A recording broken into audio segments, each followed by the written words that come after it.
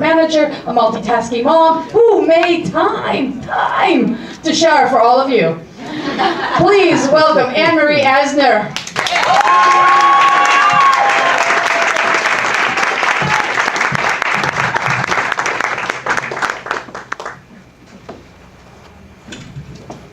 Hi.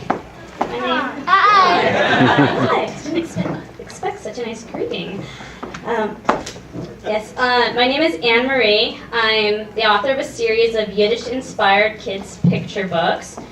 They've been likened to the Jewish seven dwarves, but I like to think of them as reindeers. Instead of Prancer and Dancer and Donner and Dixon, we have Schmutzy and Nashi and Quetschi and Schluffi, Klutzy and Schmoozy and Spitzy and Keppy. But for the greatest grandparents of all, we have Bubby and Sadie Quelly to have a ball. Why don't you quit your kvetching? Just sit down and have a nosh. Then you can take a schluff. Try to not be such a klutz.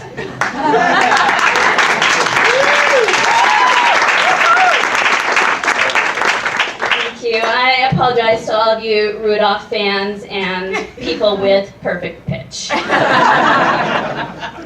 I'm happy to say this series of books has been reviewed quite a bit, but one of the reviews, which was somewhat puzzling to me, likened them to Jewish stocking stuffers. And I never quite understood what that meant.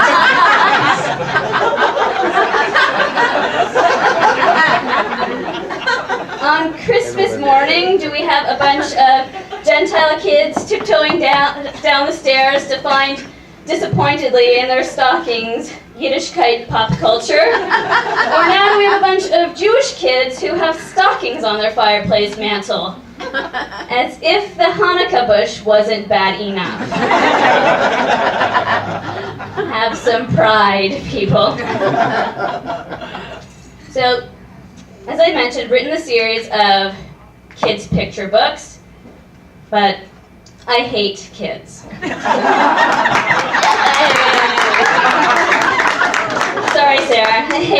They stink, they poop, they whine, and it really doesn't matter how old they are. Did I mention that I'm pregnant? With my third.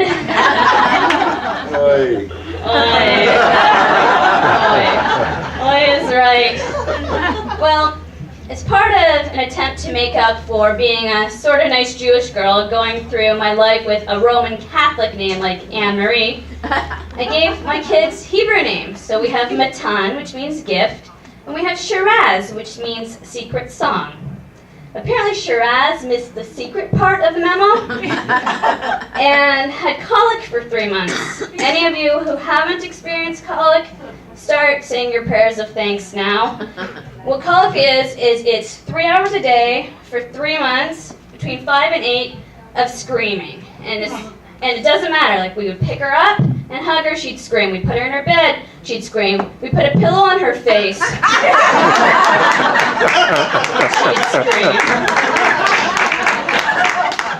Well, luckily, Shiraz, who we affectionately refer to as Razzie, has made it to almost 2.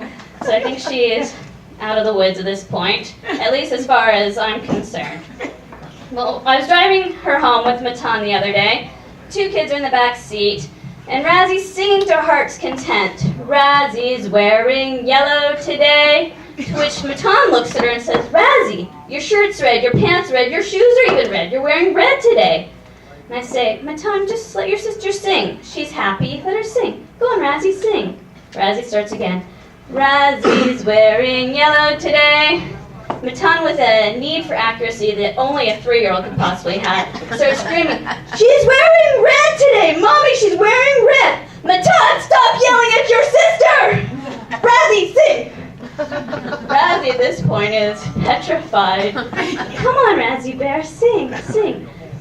So Razzie starts singing. Razzie's wearing blues today. You should hear what happens when she mixes up the birthdays.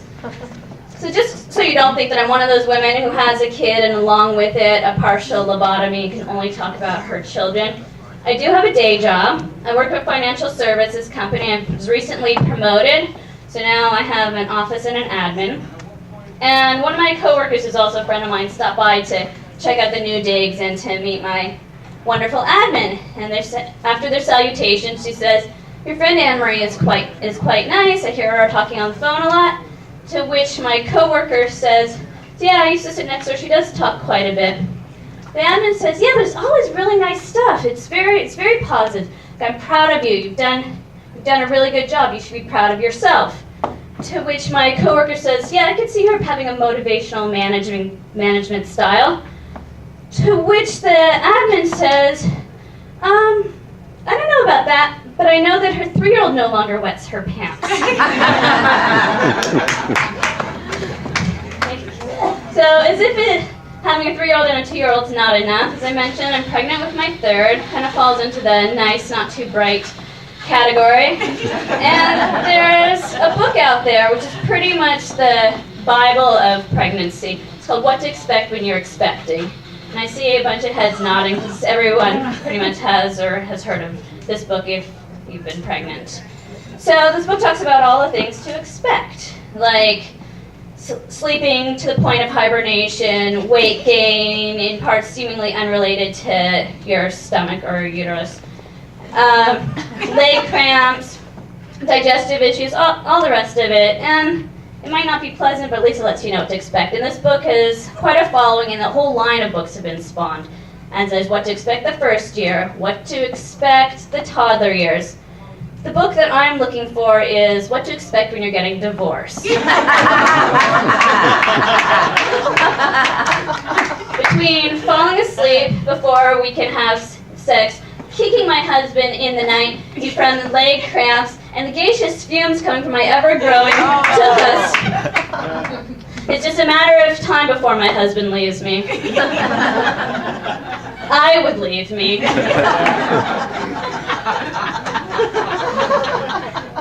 But luckily, I'm very, very grateful. I have a great husband. He's kind, he's generous, he's hardworking. Every day in the morning before he goes to work, he does his inventory, make sure he has 3 things on him. You know, keys, wallet, cell phone. Every day before I go to work, I also have 3 things on me. More often than not, it's milk, banana, and toothpaste. Thank you very much. You've been wonderful. I'm Anne-Marie, and you can find me at MatzahBallBooks.com. Anne-Marie Asner, everybody! America's 2009 Mother of the Year, right there. Young man, newly single probably in 2000.